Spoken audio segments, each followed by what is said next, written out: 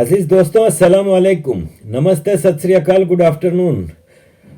मैं आपको अभी थोड़ी देर में एक वीडियो दिखाने वाला हूँ। 1-1.5 मिनट की वीडियो है, फिर उसका जवाब मैं दूंगा मौलवी साहब को। इससे पहले मैं कुछ चीज़ें बता दूं कि इमरान खान ने अभी कहा है कि पाकिस्तान में रेप और जो प्रॉब्लम्स हैं उसकी बुनियादी वजह बॉलीवुड और हॉलीवुड है, जिसकी वजह से ज़्यादातर रेप होते हैं, डिवोर्सेस होती हैं। तो मेरा सवाल इमरान खान से ये है कि पाकिस्तान में सबसे ज़्यादा रेप तो मदरसों में होते हैं, तो मदरसों के मौलवी सबसे ज़्यादा रेप करते हैं, तो उन मौलवियों का बॉलीवुड की या हॉलीवुड की फिल्मों से क्या ताल्लुक़ है?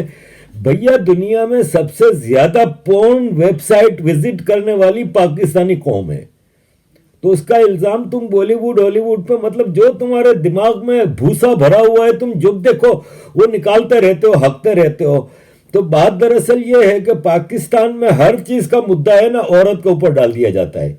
वैसे तो बात करेंगे कि इस्लाम ने जितना औरत को मुकाम दिया है इतना किसी मजहब ने नहीं दिया। इस्लाम ने औरत को अजीम किया है, ये क्या है वो क्या है, कुछ नहीं किया। बात सीधी सी है कि इस्लाम की रूह से औरत आधी अकल की है, औरत आधी जायदाद की मालिक है। जितना एक भाई को मिलेगा बहन को उससे आधा मिलेगा। कोर्ट में जाएगी तो आधी गवाही मानी जाएगी। औरत का कोई आदमी रेप कर दे तो उसको 4 गवाह लाने होंगे तब जाकर वो मानी जाएगी रेप हुआ है। और अगर कोई गवाह नहीं ला सकती तो उसके ऊपर जना की हद लग जाएगी। हद एक कानून है कि जना किया है इसने बगैर शादी के, और उसकी सजा उसको मिलेगी। तो बात दरअसल ये है कि जितने मौलवी हैं, जलजला आएगा तो कहेंगे बेहयाई फैली है, औरत बगैर पर्दे के गुजरती है। इसलिए किसी मौलवी से पूछ लो रेप क्यों होता है, तो इसलिए कि औरत बेपर्दा घूमती है। अब मदरसों में कौन से पर्दे का मसला है? मदरसों के बच्चों का पर्दे का क्या मसला है? फिर जो सिंध में हिंदू और सिख क्रिश्चियन लड़कियों को 12-12 साल की लड़कियों को अगवा करके जो तुम लोग रेप करते हो, उसका बॉलीवुड हॉलीवुड पर्दे से क्या ताल्लुक है? अंसार अब्बासी हैं, इतने बड़े मुबल्लिग बनते हैं, इतने बड़े ठेकेदार बनते हैं इस्लाम के, जब देखो औरत की वजह से सारा मसला हो रहा है, औरत के लिबास की वजह से हो रहा है, बेहयाई की वजह से हो रहा है। दिमाग में इन लोगों के अपने क्या भरा है ये मैं आगे आपको बता रहा हूं। इससे पहले मैं छोटी सी बात यह कर दूं कि बेहयाई जलजला है तो औरत का मसला, सारी चीजें औरत के सर पे डाल दी जाती है, लेकिन मर्द को कोई कुछ पाबंदी नहीं है। मर्द के ऊपर कोई वो नहीं है कि मर्द गलत हो ही नहीं सकता। अब आ जाते हैं, ये जरा मौलवी साहब को सुनिए, 1.5 मिनट की वीडियो। इसलिए फरमाया कि अगर औरत को बच्चा भी हो रहा हो और वो ऊंटनी की ऊपर बैठी हो, जचकी के वक्त, बच्चे की पैदाइश के वक्त औरत को एक ऊंटनी पे बिठाया जाता था अरब के अंदर, ताकि आसानी से डिलीवरी हो जाए, आसानी से बच्चा पैदा हो जाए। फरमाया अल्लाह के नबी ने, अगर तुम उस ऊंटनी पर भी बैठी हुई हो और तुम्हारे बच्चे का डिलीवरी का वक्त करीब हो और इस हाल में तुम्हें तुम्हारा शौहर हम बिस्तरी के लिए तुम्हें बुलाए, तुमसे वो ये चाहे कि वो अपनी बीवी से फायदा हासिल करे, तो आए औरत, तुझे उस वक्त भी अपने शौहर के पास जाना पड़ेगा, इसलिए कि उसके दिल में लगी हुई आग को तेरे अलावा कोई बुझा नहीं सकता है। अगर उसके दिल की आग को तूने नहीं बुझाया तो तेरा शौहर गलत काम में पड़ सकता है, इधर उधर जा सकता है, उसके खिदमत में आग लग सकती है, वो गलत रास्ते पर जा सकता है। फरमाया कि औरत को इस हाल में भी अपने शौहर के पास आना पड़ेगा और इस पोजीशन में भी वो अपने शौहर को अपने जिस्म से नहीं रोक सकती हो। सुन लो, अल्लाह के नबी फरमाते हैं, अगर तुम चूल्हे पर भी बैठी हो, रोटियां पका रही हो, आग जल रही हो, रोटी जल रही है तो जल जाने दो। अगर तुम्हारा शौहर तुम्हें बुलाता है कि तुमसे कुछ फायदा हासिल करे तो तुम चूल्हे को छोड़कर, रोटियां पकाना छोड़कर अपने शौहर के पास जाओगी, उसके अरमान को पूरा करोगी, उसके दिल के मकसद को पूरा करोगी। इसमें ना नू नहीं होना चाहिए। मेरी माँ बहनों, ये तुम्हारा घर बनाने के लिए मोहम्मद रसूलुल्लाह ने इस हद तक इजाजत दी है, इस हद तक हुक्म दिया है औरतों को, ताकि तुम्हारा भी घर बना रहे और उसका भी घर बना रहे और वो दूसरी तरफ न भटकता रहे। मौलवी साहब फरमाते हैं कि नबी करीम सल्लल्लाहु अलैहि वसल्लम نہ یہ فرمایا ہے جو انہوں نے بتایا. اب یعنی نبی کو کوٹ کر رہے ہیں. اب آپ ذرا اس کوٹ کو جو کہ نبی کے نام سے منسوب کیا گیا ہے اس کو آپ کمپیئر کر لیں universal charter of human rights سے، جس میں عورتوں کے کیا حقوق ہیں. بیجنگ میں 1995 میں United nations world conference for women ہوئی تھی، جس میں ہلیری کلنٹن اور پتہ نہیں کون کون گیا تھا. اس وقت میں بھی یو این جنیوا میں اس کی پریپریٹری میٹنگوں میں شریک ہوا تھا.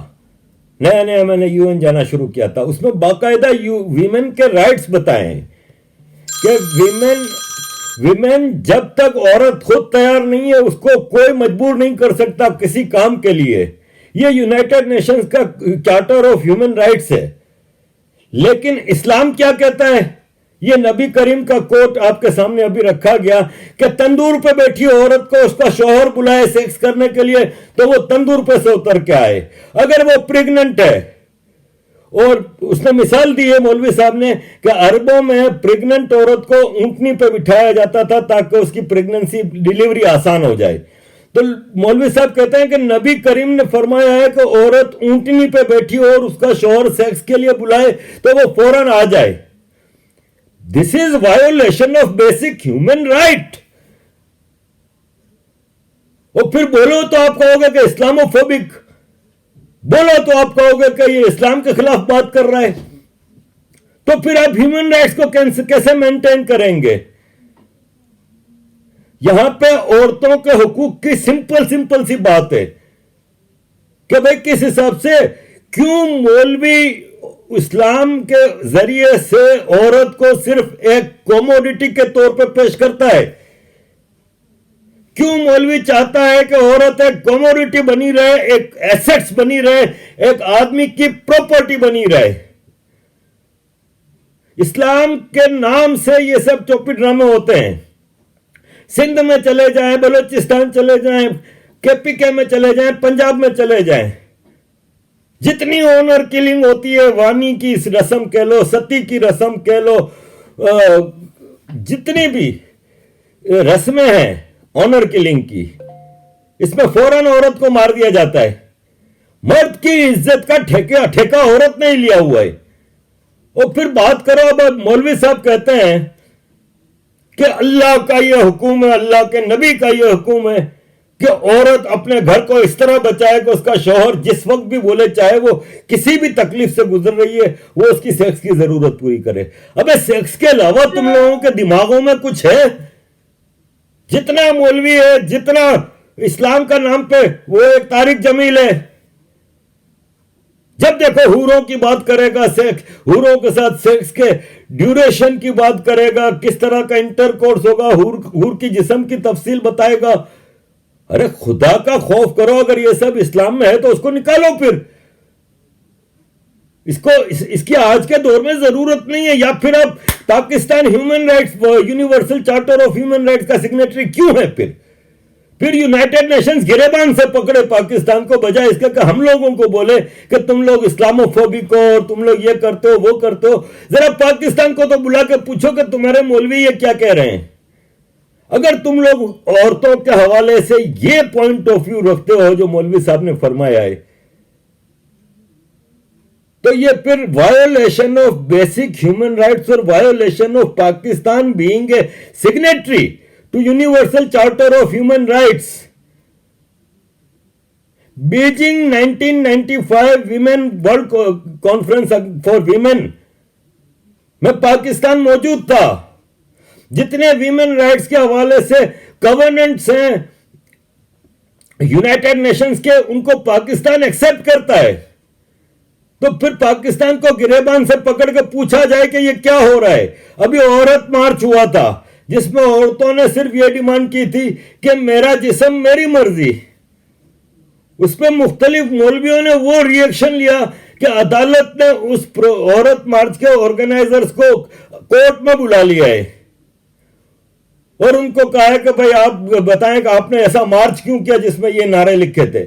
ارے عورت کا جسم، عورت کی مرضی غلط ہے کیا؟